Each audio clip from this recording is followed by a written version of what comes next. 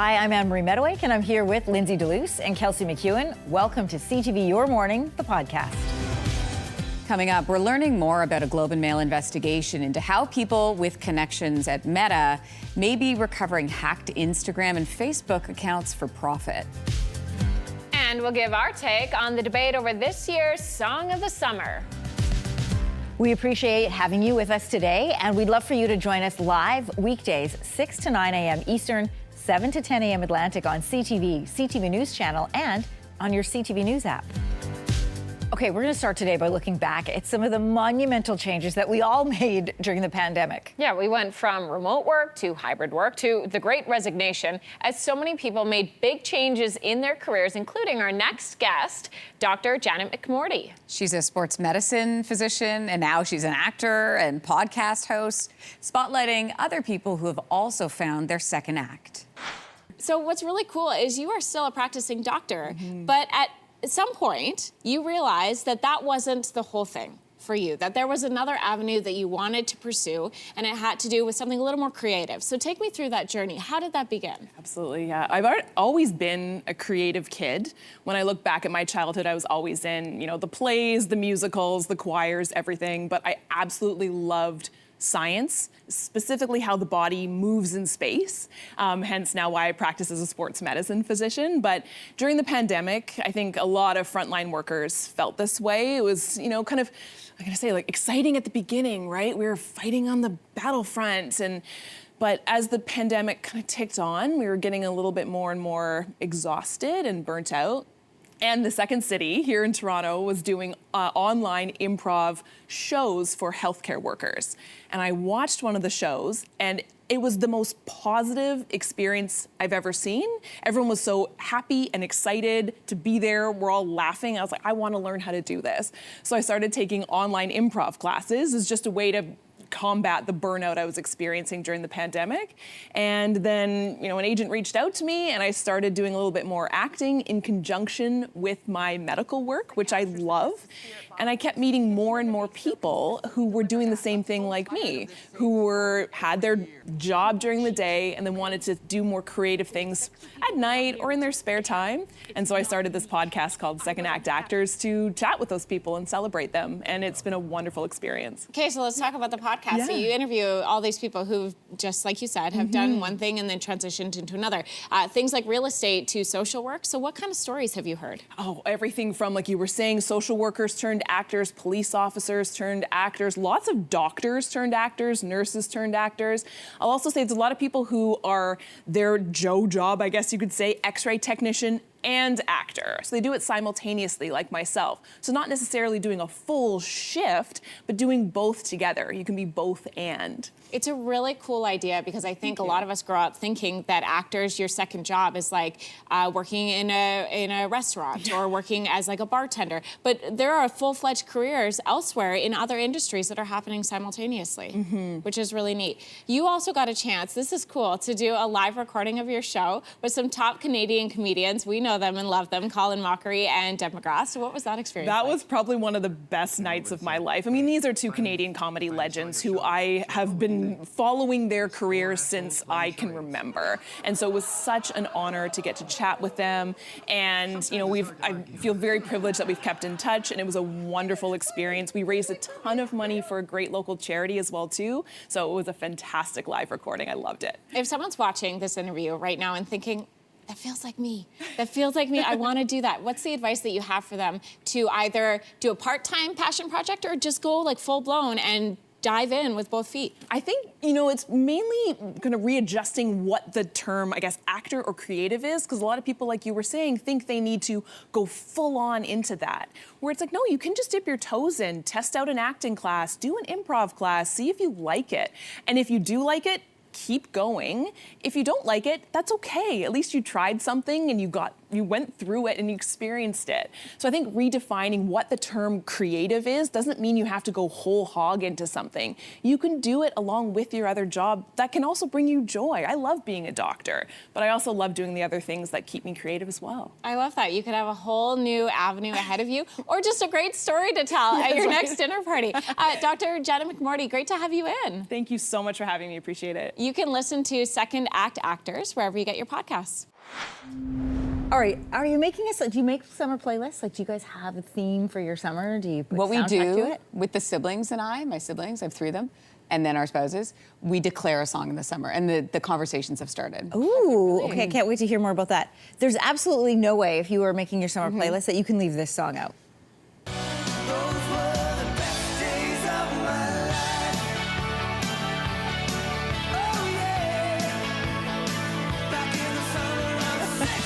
I guess if over time. I don't actually believe that. I mean, it's a classic. I could leave this one off. But this video, Oh yeah. I think the video needs to be. I love the video. And apples, nothing is as violent as an apple fight in a barn. Does hurt. And here come the police. Armstrong. In the summer of '69. So today, by the way, marks the 40th anniversary of Bryan Adams' Song of the Summer, which was the summer of '69. Whoa. Do you have a go-to summer song? Like, is there a song that you hear that you're like, oh, summer's here? There are songs, it's always like Kenny Chesney for me or Keith Urban that I go back to, but I wanted to see, because I feel like country music always should be You always get the this number defensive one. face and tone when you say country music. I know. She's so worried that we're going to attack her. Because you guys always do. I was like, I wonder why. Maybe it's because I've learned that.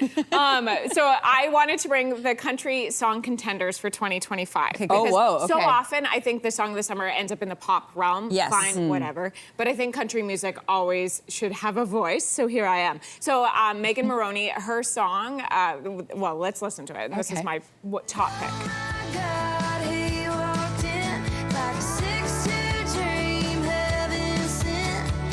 So there's a lick going into the chorus, the "Oh my God," as the chorus starts off. That when you are in a concert setting, everybody starts screaming that out, and it's really fun. The other one that I really like is Russell Dickerson, "Happened to Me." So here's that one. Okay. Don't know what happened tonight. Don't know what happened last week. Don't know what happened to her, but she about to happen to me.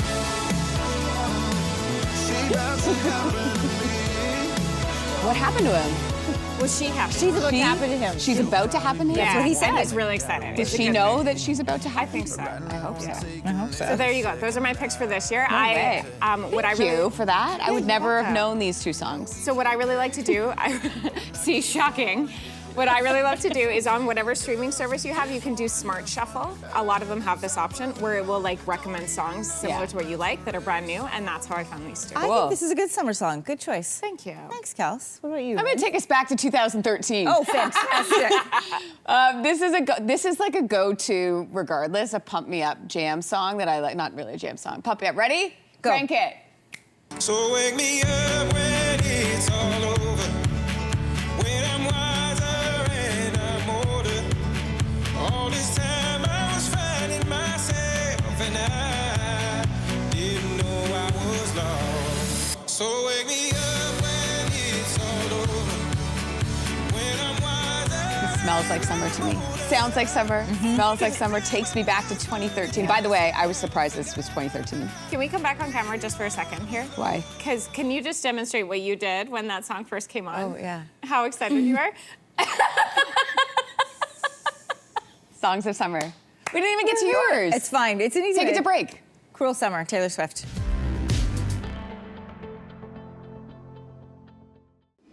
In less than a year, Canada is going to play host, in part, to the largest sporting event in the world. We're one of the hosts at the World Cup with the U.S. and Mexico. We're co-hosting with those countries. But as we know, things are a little tense right now. Yeah, to say the least. So with travel bans and tariffs and just a lot of uncertainty everywhere, the question is, are fans going to come for the games? Andrew Zimbalist is an expert on the economics of sport, helping us unpack the politics behind the pitch. This is far from the first World Cup to face any kind of controversy. Of course, there was the talk of boycotting the Russia Games in 2018 and again in Qatar in 2022, both because of human rights abuses. And after it was all said and done, how much of an impact did those controversies have on the World Cup? Very, very little. I think if you go back perhaps to the very large boycott in 1980, where Moscow hosted the Games, there were 60 countries that boycotted the Olympics then. President Carter was the ringleader, and at that point in time, it was over the Soviet invasion of Afghanistan. 60 countries boycotted. 4 years later, the Soviet bloc countries retaliated and didn't attend the Los Angeles Olympics in 1984. That had virtually no economic impact on Los Angeles whatsoever. And in terms of the effect of the boycott, in 1980, the Soviet Union did not withdraw troops from Afghanistan, so it didn't accomplish its purpose. And the economic impact is pretty much opaque because the Soviet Union was controlling all media at that time. So boycotts are very hard to have any positive effect. Civil rights situations don't change. And it's hard to imagine, other than perhaps some individual countries, and perhaps certainly individual tourists will decide in reaction to Trump's policies that they'll decide that they don't want to attend the 2028 Olympics or the 2026 World Cup. But those will be individual and isolated cases, and I wouldn't expect much of an impact on the Games, and certainly not for Canada or Mexico. This World Cup, we know, is going to be attended by players from 48 different countries, but it comes at the same time that President Trump has imposed those sweeping travel restrictions, an outright ban on 12 countries, limitations on a further 7. Plus, there are the trade tariffs, which have countries like ours here in Canada restricting travel and money going to the U.S. So how could the personal nature of these policies affect travel by fans? Well, again, I think that there is a good amount of criticism internationally of Trump's politics in general, and certainly also his trade policies and some of his international political policy. So I expect that there'll be individuals who decide not to travel to the United States.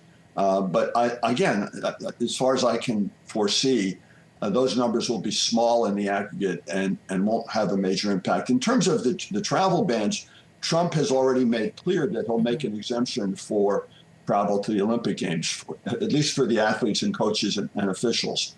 But insofar as there are individuals, I'd expect some reduction in what otherwise would be very strong demand for the Games. But the ticket sales are a small part of the story, the revenue story for hosting both the Olympics and the World Cup. So I don't expect much of an effect there. Well, then that leads me to my next question. The Conference Board of Canada recently pointed out that our country could benefit from international travelers coming here over the U.S. because of this anti-American sentiment. So the bans might actually be a boost for people who want to watch some World Cup action, but they don't want to head to the U.S. Well, I think that's certainly the case, and I wish Canada the best. Hopefully, things won't get too out of hand in the United States.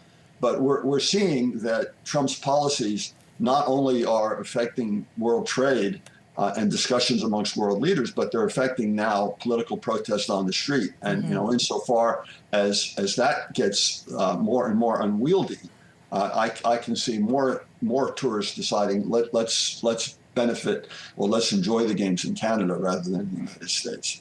You know, while fans may choose to change their minds, attend or not attend, we know that events like this always attract people who are looking for the eyes of the world. And because of the global exposure of the World Cup, it's often targeted by demonstrators and protesters. Given what we are witnessing happening right now in the United States, starting in LA, what kind of threats could protests represent to these Games? Well, I think that's a very serious question, and it's hard to know how that's going to play out. Certainly in Mexico, students were protesting in tens of thousands of numbers prior to the 1968 Olympics, and the government wouldn't have it. They were afraid that the student protests would look ugly on the world stage, and they came in with very repressive forces, with estimates that of somewhere between 300 and 400 students were killed. So you can, when a country goes on the World Cup, certainly protesters who see an opportunity to voice their demands and have the world see them are more likely to engage in political protest. And quite independent from the motivation of being on the world stage, the political and social situation in the United States is getting very severe, and we might see an escalation in protests independent of the hosting of the World Cup. So I think that's a major concern going forward. We also have in Los Angeles, of course, the ongoing threat of fires and earthquakes and flooding, which we've seen over the last year. So there are a lot of sources here for instability and uncertainty going forward. If you are looking for a book to get lost in, stop what you're doing. We've found it. Broken Country is the story of a woman trapped in a love triangle between the man she's married to and the man she first gave her heart to. It is heavy on nostalgia, romance, suspense.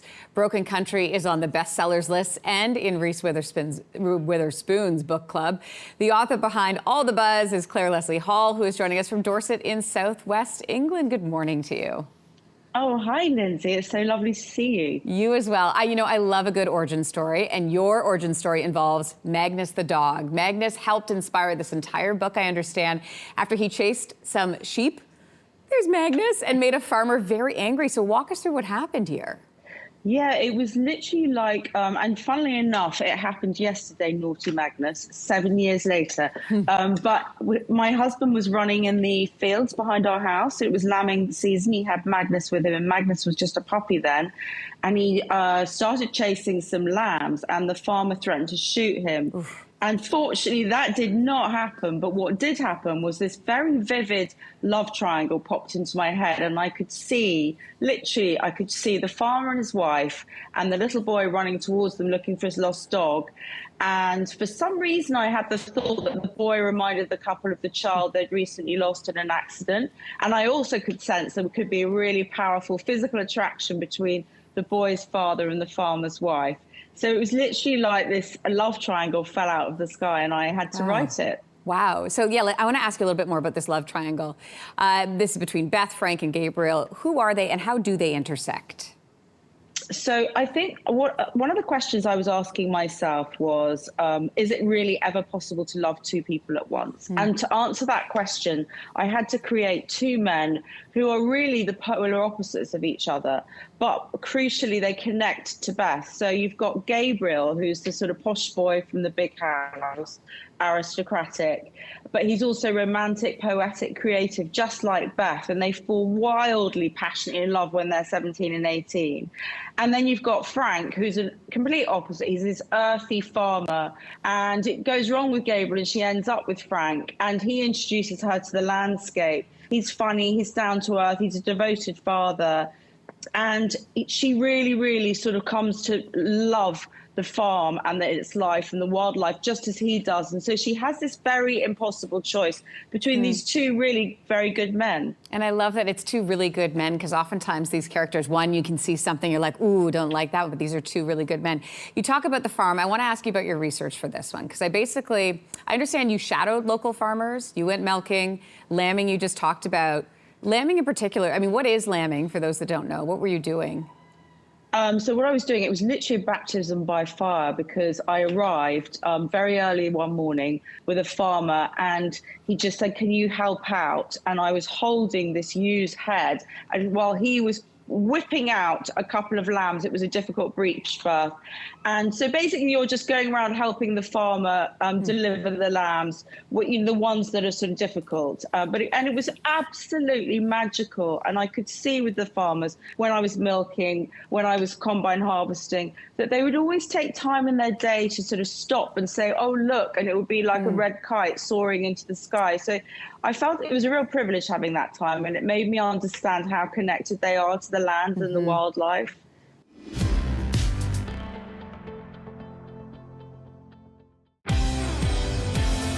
This is CTV Your Morning, the podcast where we share some of the fantastic conversations we've been having on our show. Join us live on CTV every weekday morning, 6 to 9 a.m. Eastern, 7 to 10 a.m. Atlantic on CTV CTV News Channel, or on your CTV News app.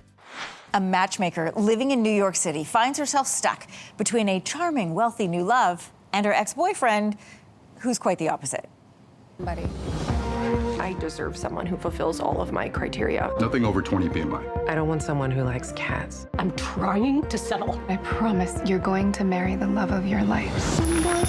Materialists digs deep into the world of modern dating with a checklist of what makes the perfect partner.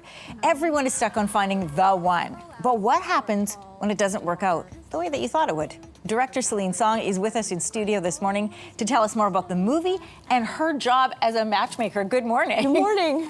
I was fascinated about this part of your life. You grew up in Markham, but you've been living in New York City since you were in your 20s, and you ended up for a short amount of time working as a matchmaker. Was it fun? Yes, it was so fun. It was so fun, and I didn't do it for very long because part of the reason why I stopped doing it is because it was too fun. I wasn't writing in the time that I was a matchmaker. That's how fun it was. Were you good at it? You know, I feel like, I don't think I did it long enough to really like see the fruits of the work that we were doing. But I think the best thing is that, you know, like from there, I think the story sort of came to me, and I think that's the kind of the best fruit that came from that job. You can see the fun that you were having in that job come through on the screen. How much of your own experiences from that short window of time make its way into the movie? Do any of them? Well, I feel like the main thing was that the thing that I learned while I was on that job, what you learn from as a matchmaker is that even more than like your therapist or your friends, people are very honest with you about what kind of partner they want. Interesting. And then I learned that when people are trying to describe the partner they're looking for, often it's in numbers. It's about height, weight, income, age. Really? And something that I really realized is that, well, those things seem to have nothing to do with what I know about love, what I know about what it's like to fall in love and be in love, which is ultimately a kind of this beautiful ancient mystery that doesn't have a quantifiable answer. So I think the gap between these two things was really the kind of the impetus for the whole film. It's how distant dating, which is a game that you play in pursuit of love, and love, how different those two things were is really what drove me to write the story. I know, and you know, there's this debate about, is this a rom-com, is it not? Yeah. And there are charming and heartfelt moments which you associate with a rom-com, but then there's that you're talking about, exploring that push-pull between choosing the person that you think that you want and the person you're attracted to, that you have chemistry with. Well, I feel like so much of it has to do with like beyond genre. I think that it's really a story of modern. It's a modern romance, is what I would usually call it. Mm-hmm. It's a love story. It's about the way that sort of like love lives and exists in the world that we know now. It's a love story for 2025. And I think that to me is really the center of it, which is that like, well, what does it actually feel like now? What does it feel like to be in pursuit of love today? One thing that's not in there, even though it is a modern love story, is dating apps. Mm-hmm. It's almost like you've taken this old school route, this ancient practice of matchmaking, and sort of put that in the modern age. Why the choice to forego apps altogether? Well, there's a mention of dating apps, so the world itself has dating apps. But of course, because a matchmaker is a human being who's kind of going through this almost like a client-facing job, because that's what I would call it, matchmaking. Yes. It's a client-facing job. So it's like you're getting to see kind of the human side of what it is like to be a part of the dating industry, because now dating has become an industry. And again, I think the dating as an industry is one thing, and then there's a whole other thing that's love. And in the film, my main character, Lucy, played by Dakota Johnson, she says, no, I'm actually an expert in dating. I'm not an expert in love. Oh, yeah. I think so many people can relate to that statement. Yeah. You want the love, but you feel like your experience is all in the dating world. Mm-hmm. Why do you think it is that people love to see love up on the big screen? What keeps us coming back? Well, I think that love is one of the great dramas of our lives. It's one of the things that, like, even if you're not necessarily somebody who can save the world or save lives or change everything about, you know, huge sectors of the society, something that I know is possible is privately you can do this thing that is extraordinary and very epic and dramatic, that is being in love and falling in love and letting love into your life. And I think that, to me, because of that, it is universal theme. Love is a universal theme, and I'm really interested in talking about things that affect all of us and not just a few of us. Okay, question for you. Have you ever wondered if we're really alone in the universe? Well, the newest movie from Disney Pixar explores this idea. There's a young boy named Elio who finds out we're not alone the hard way. He gets abducted by aliens. The director of Elio is Canadian Domi Shi. She also directed Turning Red, great film, and she worked on Luca and Inside Out, both 1 and 2. And she joined Teddy to talk about Elio and why animation is a great way to explore big topics. I saw the film on Friday at a press screening. I absolutely loved it. I've been a fan of yours for a long time. I want to talk about that in a sec, kind of going back to Bao and Turning Red.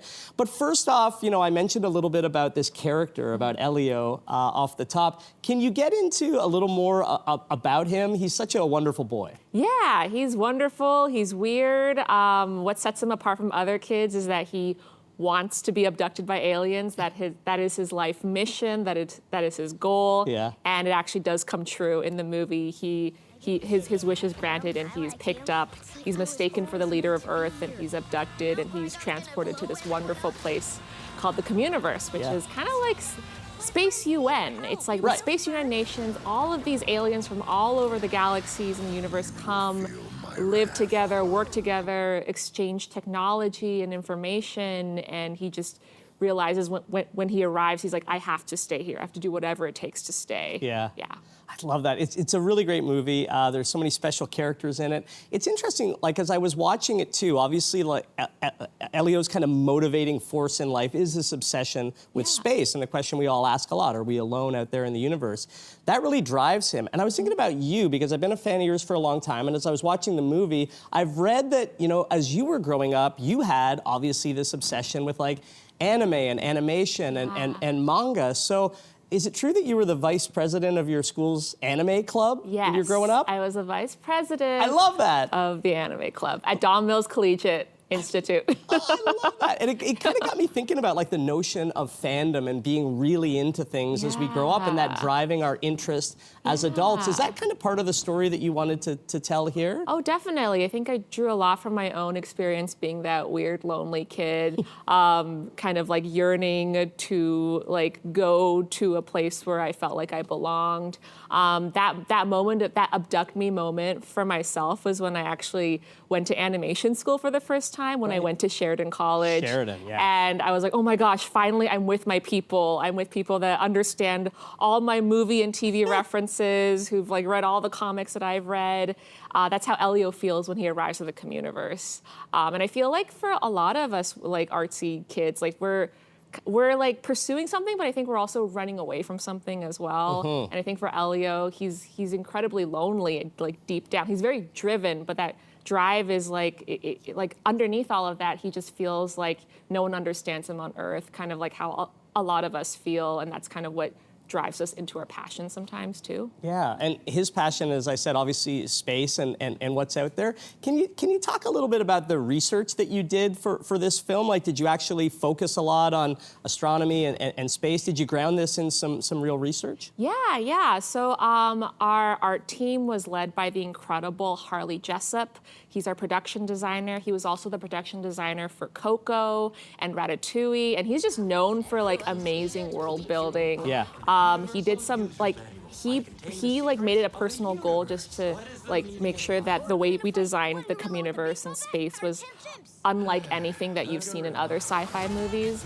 And I think what drove us in the design was that this is an aspirational space. This isn't a space that's scary, that's full of monsters that are there to like abduct you or dissect you or replace you. Like this space is like it's wish fulfillment for Elio. So if Earth for Elio is like constraining him, if it's like monochromatic, if it's desaturated and kind of confining, then space is the opposite. It's colorful, it's bright, it's vibrant, it's full of all of these diverse aliens of all shapes and sizes, some with like no eyes, some with like 3 eyes, and he immediately feels like he's like accepted and like a weirdo amongst all kinds of weirdos. Yeah.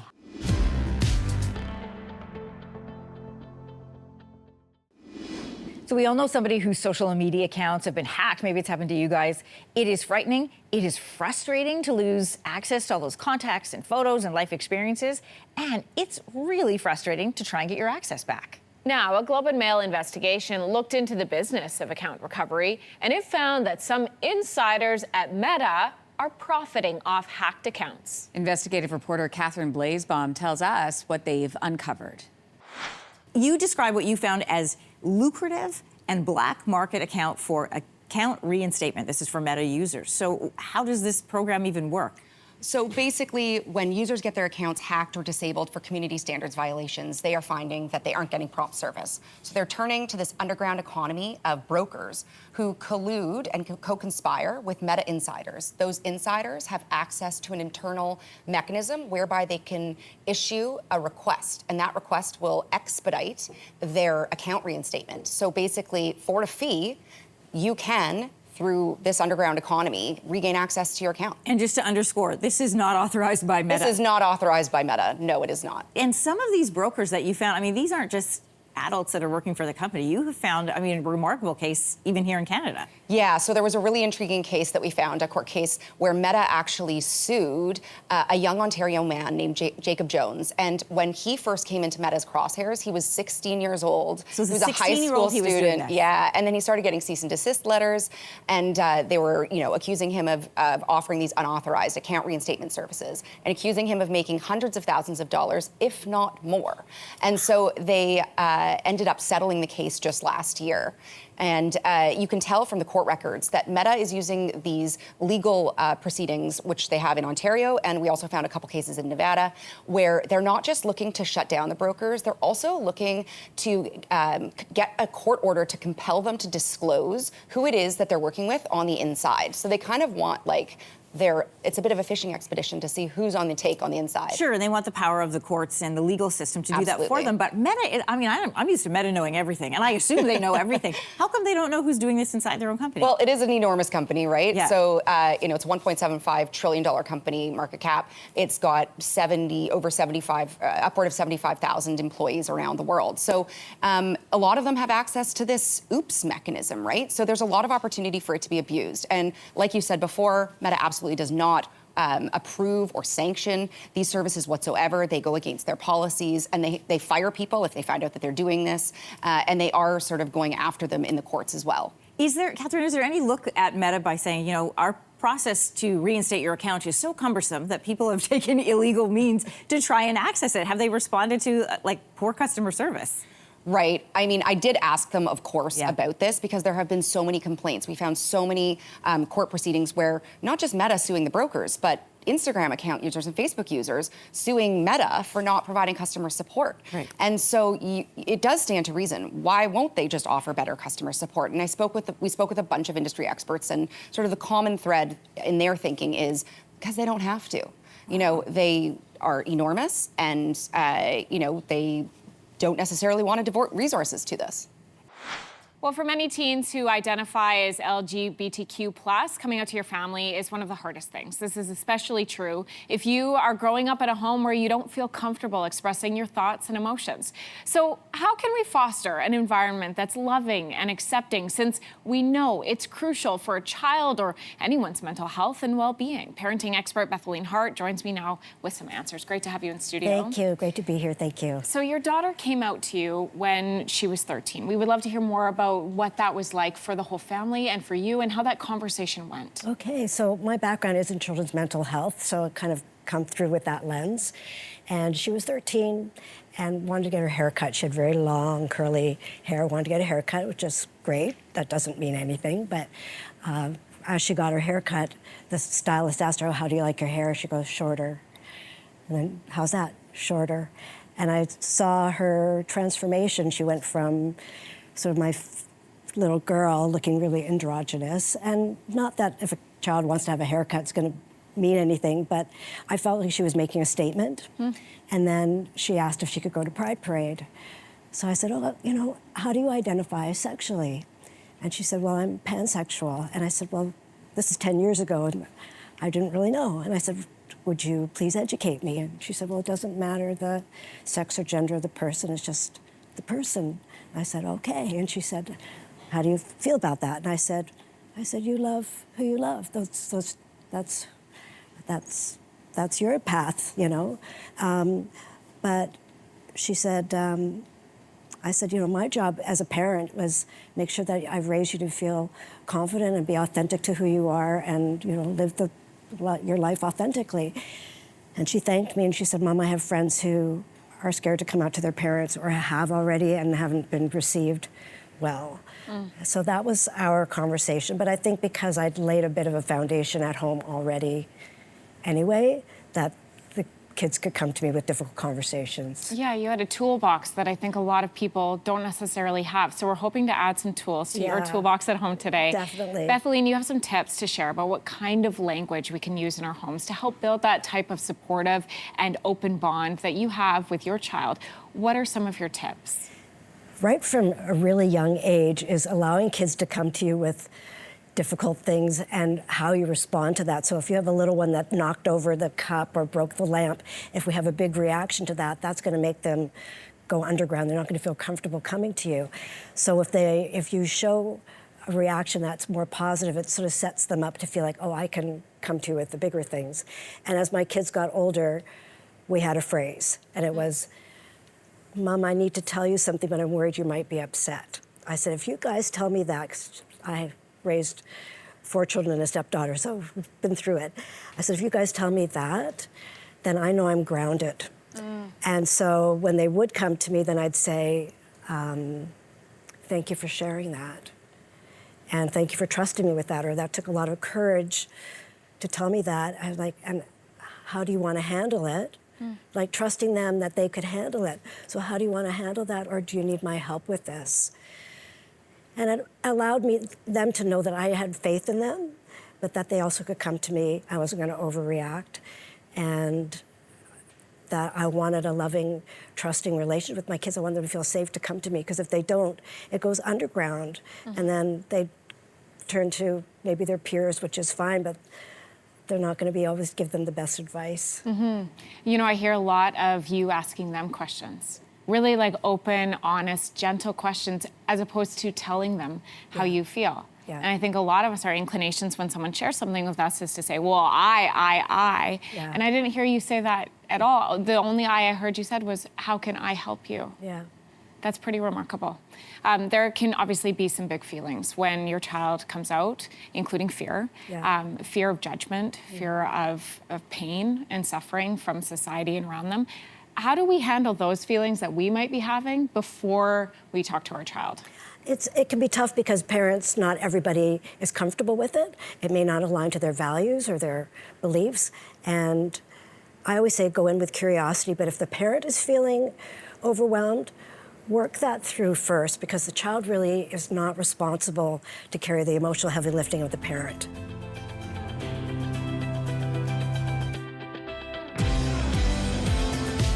Thanks so much for joining us today. And don't forget to download or hit subscribe to CTV Your Morning, the podcast, wherever you're listening to us right now. And join us live every weekday morning on CTV, CTV News Channel, or on your CTV News app.